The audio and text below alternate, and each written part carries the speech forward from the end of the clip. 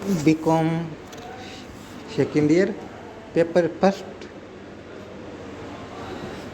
Paper title वित्तीय प्रबंध। आज का जो टॉपिक है वो लाभदायकता अनुपात। पिछले दो जो हमारे वीडियो थे उसमें हमने दो तरह के अनुपात पढ़े। पहला था तरलता शोधन अनुपात, दूसरा था कार्य कुशलता अनुपात। अब तीसरा जो है वो है अपने लाभदायकता अनुपात। लाभदायकता अनुपात संस्था के संसाधनों के सर्वोत्तम उपयोग द्वारा अधिकाधिक लाभ कमाने की क्षमता फर्म की लाभदायकता कहलाती है। लाभदायकता परिचालन से आय की मात्रा, उत्पादन लागत तथा वित्तीय संसाधनों के प्रयोग आदि पर निर्भर करती है। तो लाभदायकता अनुपात है वो फर्म की उत्पादन लागत, परिचालन से आय कितनी हुई है और वित्तीय संसाधनों के का प्रयोग किस प्रकार से हुआ, इस पर निर्भर करती है। लाभदायकता अनुपातों की सहायता से हम लाभदायकता ज्ञात करते हैं किसी संस्था या कंपनी की। इन अनुपातों को हम दो वर्गों में बांटते हैं। प्रथम परिचालन से आय पर आधारित लाभदायकता अनुपात तथा दूसरा पूंजी एवं संपत्तियों पर आधारित लाभदायकता अनुपात। इसमें से पहला जो है वो है परिचालन से आय पर आधारित लाभदायकता अनुपात। परिचालन से मतलब कार्य को दौरान जो आय होती है उसको परिचालन से आय में जोड़ा जाता है।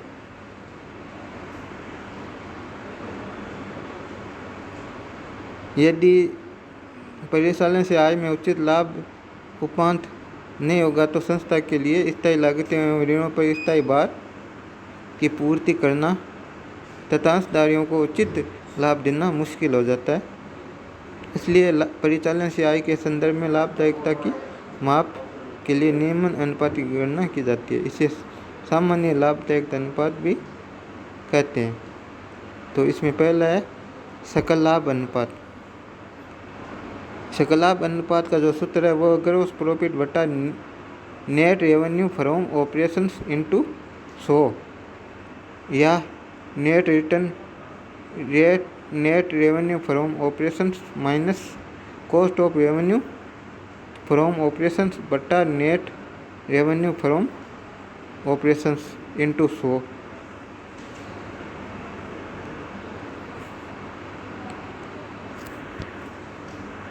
अब जो इसका उदाहरण है वो है एक कंपनी की शुद्ध परिचालन से आय की राशि 2,53,800 तथा परिचालन से आय की लागत 1,52,280 हो तो सकल लाभ अनुपात निम्न होगा।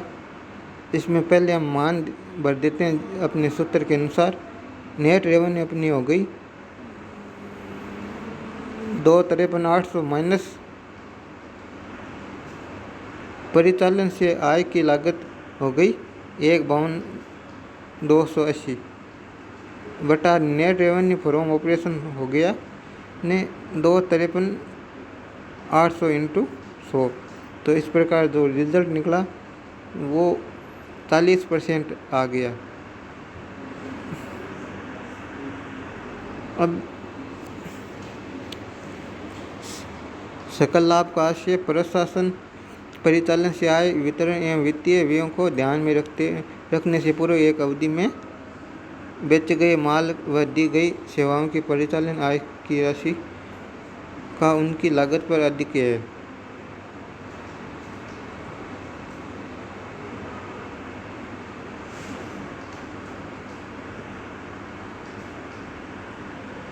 तो इसमें सकल लाभ है सकल लाभ है वो कहाँ से है? प्रशासन परिचालन से आय वितरण एवं वित्तीय व्यय को ध्यान में रखने से पूर्व एक अवधि में बेचे गए माल व दी गई सेवाओं की परिचालन से आय की राशि व का उनकी लागत पर अधिक है।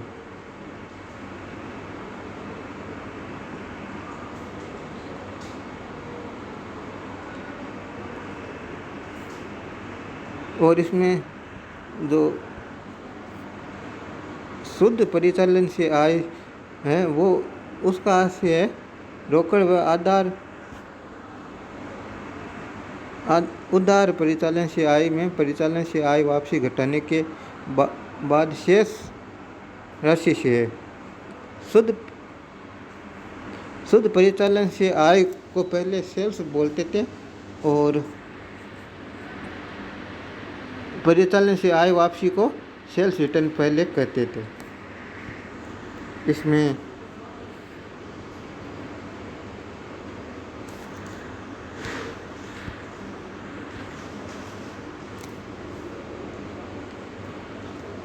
रोकड़ व उधार से आय में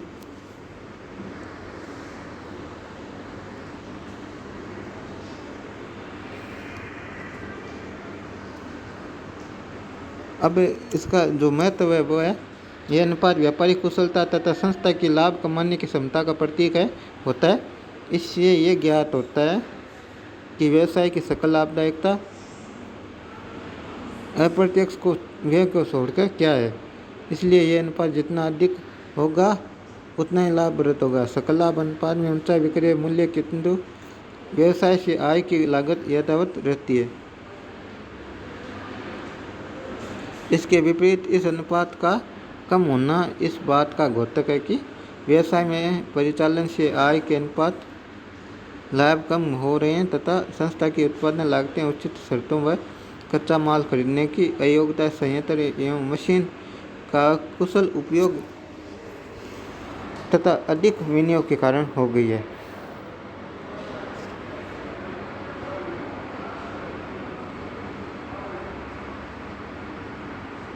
अब ये एक इसका उदाहरण दिया हुआ है। एक कंपनी का सकल लाभ परिचालन से आय की गणना का 25% है। इसकी उधार परिचालन से आय नगद परिचालन से आय की दुगुनी है। यदि उधार परिचालन से आय 4 लाख हो तो सकल लाभ अनुपात ज्ञात कीजिए। इसमें पहले दिया हुआ credit from operations.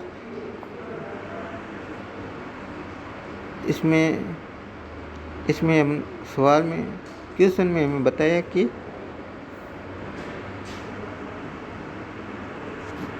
Cash revenue from operation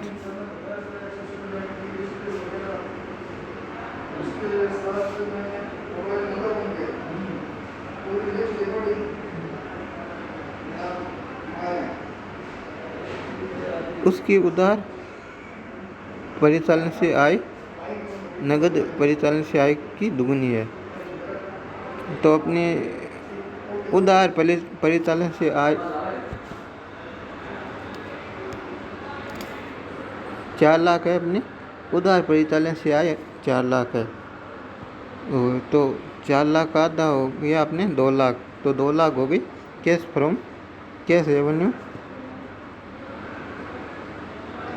cash revenue from operations. अब इसी तरह टोटल रेवेन्यू फ्रॉम ऑपरेशंस हो गई अपनी 4 लाख प्लस 2 लाख बराबर 6 लाख। ग्रॉस प्रॉफिट अपने एक 25% of cost of revenue from operations. तो इसमें हम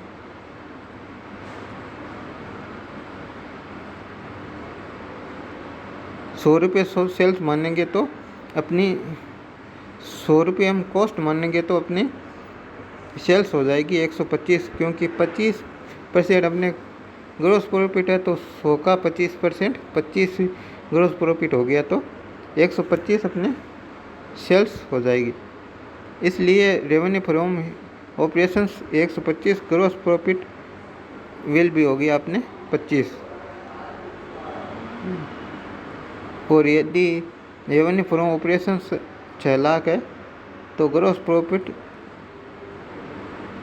6 लाख इंटू 25/125 बराबर 1,20,000 हो गए। और इस प्रकार हम gross profit ratio, gross profit अपने 1,20,000 हो गया बटा 60 लाख अपने नेट रेवेन्यू फ्रॉम ऑपरेशन है इंटू 100 बराबर 20% हो गया। अब दूसरा अनुपात है परिचालन अनुपात।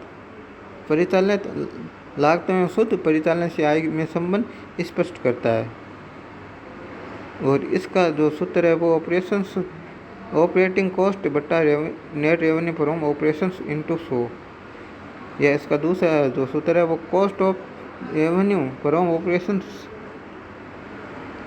प्लस ऑपरेटिंग एक्सपेंसेस बटा net revenue from operations into 100। अब इसके लिए एक उदाहरण है वो देख लो। एक कंपनी 2006 की शुद्ध परिचालन से आय 1,20,000, परिचालन से आय की गणना 1,20,000 तथा परिचालन व्यय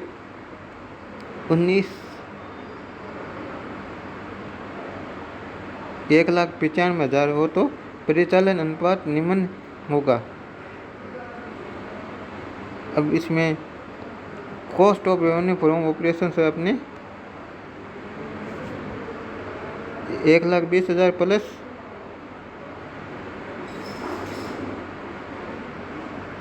19,500 अपने ऑपरेटिंग एक्सपेंसेस हो गए।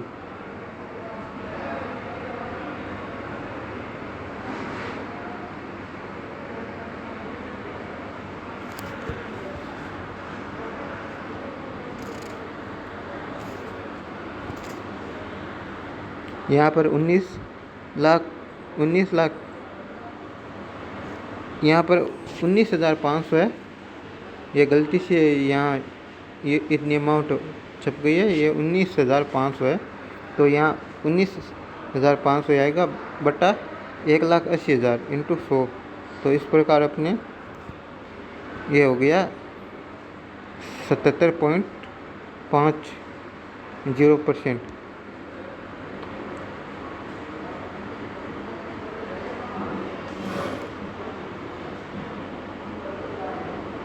अब इसके जो घटक है वो है परिचालन से आय की गणना तथा परिचालन व्यय से है। परिचालन से आय लागत की गणना प्रारंभिक स्कंद में क्रय तथा प्रत्यक्ष व्यय क्रय निर्माण से संबंधित को जोड़कर उसमें अंतिम स्कंद घटाकर की जाती है।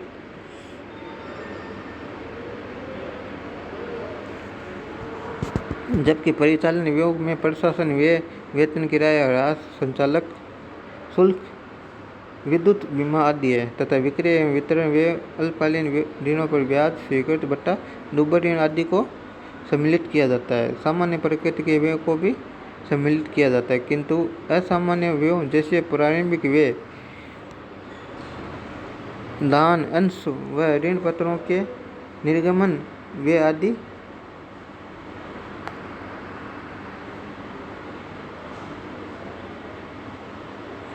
आदि को परिचालन व्यय में सम्मिलित नहीं करते हैं। इसमें शुद्ध परिचालन से आय सकल परिचालन से आय से नगद एवं उधार में विक्रय वापसी घटाने के पश्चात शेष राशि से होता है।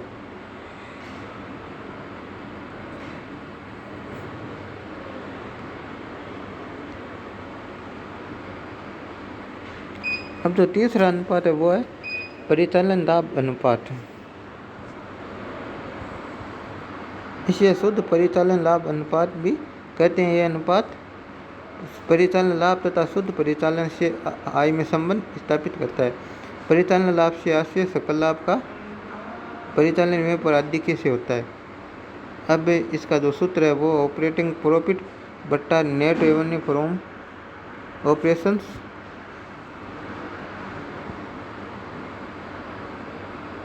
Net revenue from operations. तो इस प्रकार ये सूत्र है। परिचालन लाभ अनुपात या परिचालन अनुपात दोनों एक दूसरे के पूरक हैं। यदि इन यदि अतः यदि इनमें से एक अनुपात की 100 में से घटा दिया जाए तो दूसरा भी ज्ञात हो जाता है।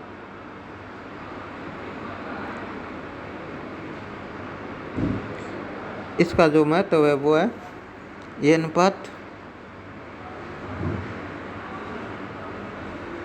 अनुपात प्रमुख व्यवसाय की शुद्ध लाभदायक का सूचक होता है। कुछ संस्थाओं में मुख्य व्यवसाय का लाभ बहुत कम होता है, किंतु गौण कार्यों जैसे बैंक जमा व प्रतिभूतियों पर ब्याज लाभांश आदि का लाभ इतना अधिक होता है कि अंत में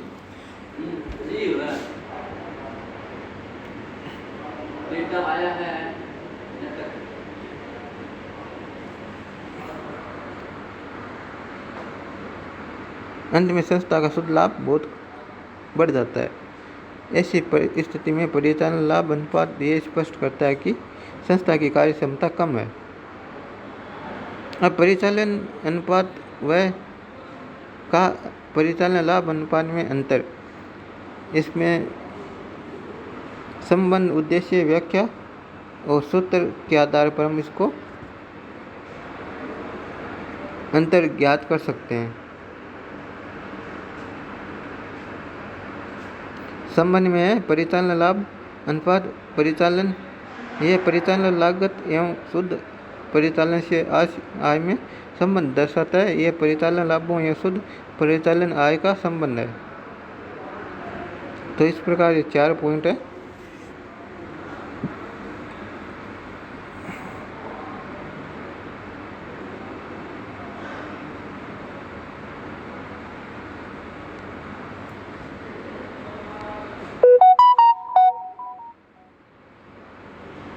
फिर है वे अनुपात चौथा। यह प्रत्येक व्यय की राशि में शुद्ध परिचालन से आय का भाग दिया जाता है। इसमें ऊपर एक्सपेंसेस बटा net revenue from operations into 100 इसका सूत्र होता है। इसमें ये सारे जो एक्सपेंसेस है वो ऊपर लिख जाते हैं और बट्टे में नेट रेवेन्यू फ्रॉम ऑपरेशंस आ जाता है इनटू 100 हो जाता है। फिर जो 5वां है वो है शुद्ध लाभ अनुपात। इसका भी यह सूत्र है। यह अनुपात एक फर्म के परिचालन से आय तथा शुद्ध लाभ के बीच संबंध प्रकट करता है तथा लाभ विशेष लेखांकन अवधि में आगम का व्ययों पर आदि के ये मुख्य व्यवसाय का लाभ तथा गौण कार्यों के लाभ का योग होता है। अगर दूसरे शब्दों में देखा जाए तो उपयुक्त परिचालन लाभ में गौण लाभ को जोड़कर शुद्ध लाभ की गणना की जाती है। नेट प्रॉफिट रेवेन्यू का सूत्र जो है वो है नेट प्रॉफिट आफ्टर टैक्स बटा net revenue from operation into 100। अब इसका एक उदाहरण है वो देख लो, और अगर किताब के पीछे के प्रश्न इस तरीके से हो तो आप मिला सकते हो। और मैं अगले जो वीडियो है मेरे उसमें मैं जो पीछे के क्वेश्चन है उनको हल कराऊंगा। अभी उदाहरण है उनको आप आराम से समझ लो, देख लो। इनके समझने से आप थोड़ा बहुत पीछे के क्वेश्चन को भी करने का प्रयास कर सकते हो और आपसे हो सकता है। एक कंपनी का सकल लाभ 25% है। इसके अप्रत्यक्ष व्यय 20,000 है तथा नगद परिचालन से आय 2 लाख रुपये, उधार परिचालन से आय कुल परिचालन से आय का 90% है। शुद्ध लाभ अनुपात की गणना कीजिए।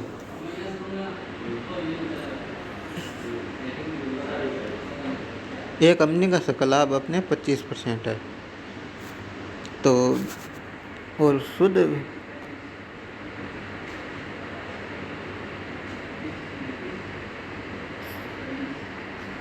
25% है अपनी कंपनी का लाभ।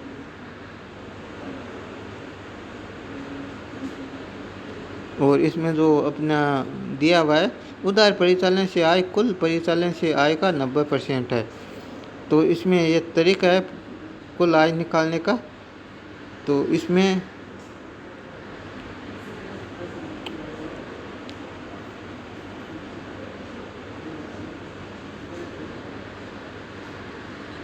इस प्रकार निकाला है। इस प्रकार हम जो है कुल आय निकाल सकते हैं। 2 लाख इंटू 100/10, इसमें ये हमको बताया हुआ ना। यदि कैश रेवेन्यू फ्रॉम ऑपरेशन अपने 10 रुपये है, क्योंकि उधार अपने 90 रुपये है, 90% है, इसका 100 मान के चलते हैं तो 10 रुपये अपने कैश रेवेन्यू हो गया और उधार हो गया 90 रुपये।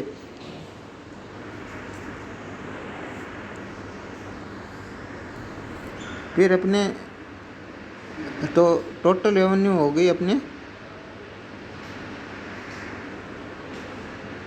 100 और कैश रेवेन्यू फ्रॉम ऑपरेशन हो गया 2 लाख। और इस प्रकार अपने टोटल रेवेन्यू 20 लाख आ जाएगा। अब 20 लाख में हम ग्रॉस प्रॉफिट निकालेंगे, 20 लाख इंटू 25/100, इस प्रकार 5 लाख हो गया। और नेट प्रॉफिट हो गई 4,80,000। 5 लाख में से हम 20,000 इनडायरेक्ट व्यू को हम घटा देंगे तो अपने नेट प्रॉफिट आ गया। फिर नेट प्रॉफिट का सूत्र लगा के रेवेन्यू फ्रॉम ऑपरेशन निकाल लेंगे। ये अपने मोस्ट है, अपने शुद्ध लाभ अनुपात और ग्रॉस प्रॉफिट अनुपात, ये अपने मोस्ट है। इसके क्वेश्चन परीक्षा में पूछते हैं। 2 नंबर 5 नंबर में जो क्वेश्चन आते हैं उसमें हमसे पूछ लेते हैं।